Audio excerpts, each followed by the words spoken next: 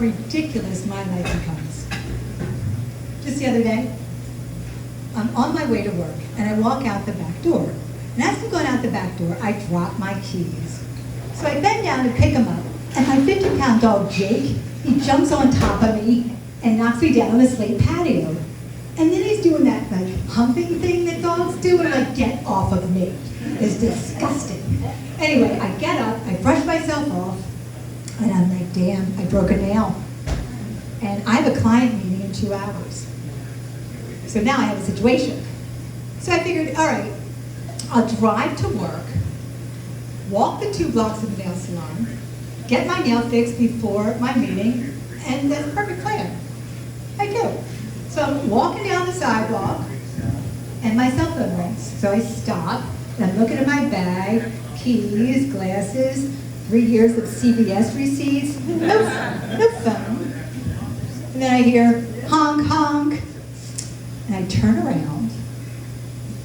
There is this guy in a white van, and he says to me, "Hey baby, going my way?" Oh my God, I still got it, guys. I still have it. I am like so sad. I'm fixing my hair, I'm moving the boobs up, and I'm doing it all, right? And then I realized my phone's still ringing, the guy's still there, and I don't think I heard what he said was correct. I don't think he said, "Hey baby, going my way."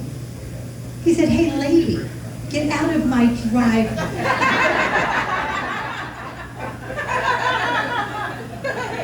You don't know how that feels. I think I was still turning heads. I'm not. So that's my life on the ground. It gets way worse up in the air. Way worse.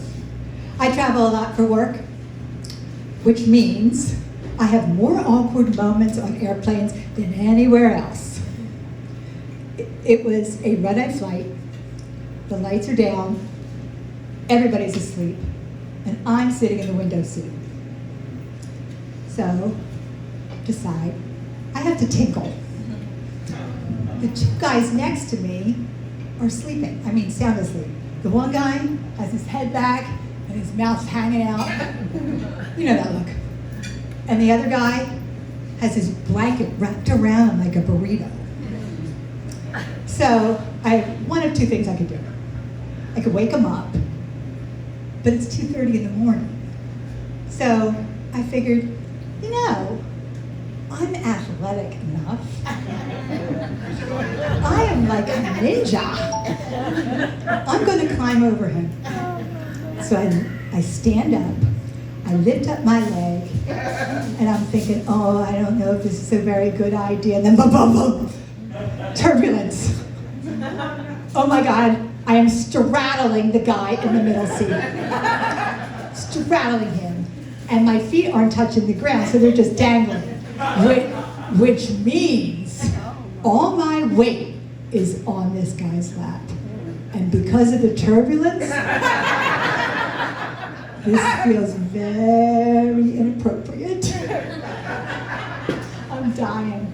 I am this close to him, this close. I can feel his disgusting breath. And he opens his eyes, and we have major eye contact here. And then he says to me, "What the hell?" And before I could say anything, to apologize or anything, boom, boom, more turbulence, and there I'm watching my hand in slow motion land on the burrito. I'm looking at where my hand is. The middle seat guys look at where my hand is. The burrito guys look at where my hand is. We all know exactly where my hand is. Yet nobody says anything because there's absolutely nothing to say. Okay? So one would think that that was the end of the story. Oh no. So I'm scrambling to get off of them, and I'm just like, my foot's caught under the seat, my hands in the front seat by the armrest, and I just can't get out. Finally, I'm out. Good, I go tinkle, and then now I'm back in my seat. I am in for the night. Now I'm thirsty. So I bend down, out of my bag, I get my bottle, I untwist it, and shh, it exploded. Oh, not a sip, a geyser. It is all over the guy that I just straddled. I just baptized the whole plane. It's on the ceiling. It's on the people 3 rows ahead of me. It's on the people 3 rows behind me. Now everybody is awake. They're wiping root beer, by the way, root beer, sticky root beer, off of their faces, off their clothes. They're whipping out their phones, and they're putting it on Facebook. And they're calling me Karen. Oh my God. Awful. Yeah, that was a tough one. You know, getting older, it humbles you. Yeah. It does. I have grandkids, they remind me that every day. Willow, the 9-year-old, she says to me, Zippy, that's what they call me. Zippy, I'm going to teach you how to do a cartwheel. I'm like, Willow, I've been doing cartwheels before your mother was even born. I could do a cartwheel. And she says, let's see, Zippy. So I said, okay, I could do this. I look for a nice patch of grass on the ground. I take a deep breath. I channel an Olympic gymnast. I put my hands down. I flip my legs over, and somewhere mid-rotation, I hear it. That's not very good, Zippy. I land. I'm shaking like a leaf. My knees are like castanets. You know, but I'm so happy that I actually made it. And then there's Luna, the 6-year-old, and she says to me, yeah, that wasn't very good, Zippy.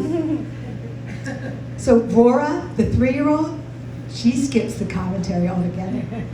She walks over to me with her hand on her hip and puts her one finger out and starts poking me in the stomach fat. And then she says to me with those beautiful little eyes, and she says, Zippy, you're mushy.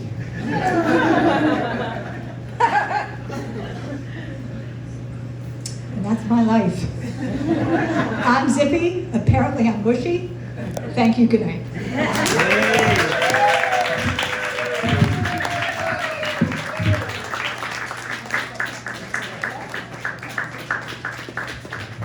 Let's get up for Meryl Snow.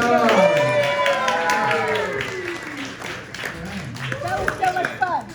Actually, I met Meryl on the red-eye flight. Yeah. It was definitely